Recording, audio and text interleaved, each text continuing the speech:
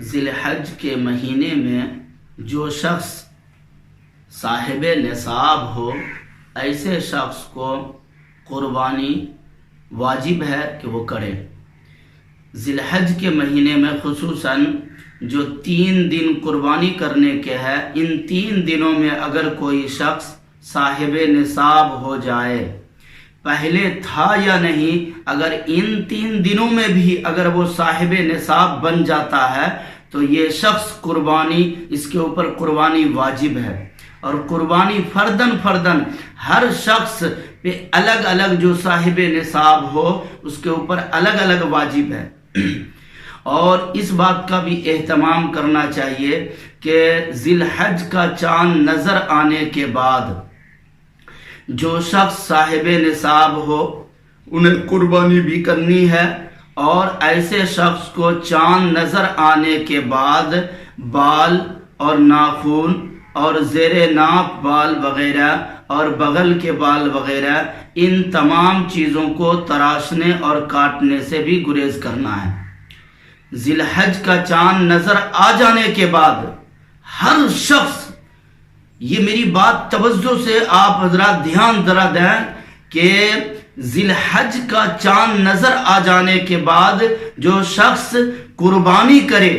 اور صاحب نصاب ہے اور قربانی اسے کرنا ہے، ایسے شخص کو ان ایام میں چاند نکل جانے کے بعد بال بھی نہیں کٹانا ہے، ناخن وغیرہ بھی نہیں تراشنا ہے وغیرہ، اور جہاں وہ غیر ضروری جو بال ہیں وہ غیر ضروری بال کو بھی آپ صاف نہیں کر سکتے ہیں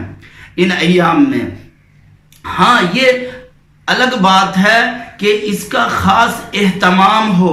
یہ اس کے اور یہ ثابت حدیث پاک سے ہے، یہ کوئی علماء نے بنا لیا ہے یا کسی کا یہ پرمپرا چلتا چلا آ رہا ہے، یہ باتیں نہیں ہیں، یہ بلکہ اسلام کی جو خوبصورت تعلیم ہے وہاں سے میں بتلا رہا ہوں کہ ذی الحج کا چاند نظر آ جانے کے بعد ایسے آدمی کو بال، ناخن اور غیر ضروری جو بال ہیں زیر ناف وغیرہ ان سب چیزوں کو کاٹنے اور تراشنے سے گریز کرنا چاہیے۔ ہاں، البتہ علماء نے، فقہا نے اس کی گنجائش دی ہے کہ اگر آپ کے بال جو ہے 40 دن پڑ چکے ہیں اور آپ نے غیر ضروری جو بال ہے وہ نہیں کاٹے ہیں،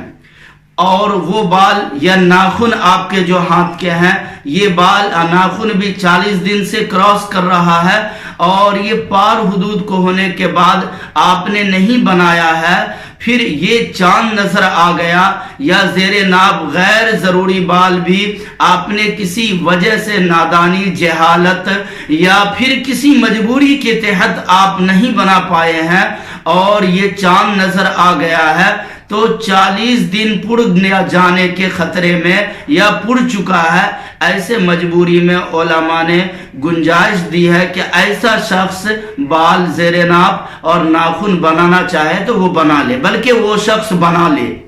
ایسے شخص کو چاہیے بنا لے۔ لیکن اگر ایسی بات نہیں ہے کہ 40 دن نہیں پورا ہے اور چاند نظر آ گیا ذی الحج کا، تو ہر انسان کو خصوصی طور پر ان ایام کے احترام میں چاہیے کہ ناخن، بال، زیر ناف، بغل کے بال ان سب چیزوں کو تراشنے سے بچے۔